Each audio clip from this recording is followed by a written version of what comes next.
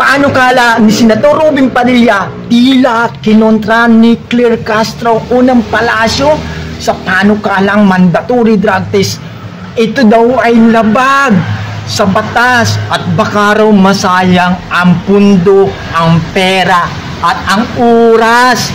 Ang tanong, sino ba nagpapasahod sa inyo? Sino ba nagbibigay ng tax sa inyo? Di ba ang taong bayan? Kaya ang gusto ng taong bayan, malinis na pagsiservisyo, walang bahid ng drug addict o pagdodroga dahil nanguhuli nga ang mga pulis ng mga addict, di ba? Kaya dapat yung mga nanunungkulan din sa politiko ay malinis, hindi gumagawa ng mga illegal na droga. Kaya yung panukala ni Senator Robin Padilla ay sinusuportahan ng mga good governance na mapatupad ito para ma-examine ang mga politiko.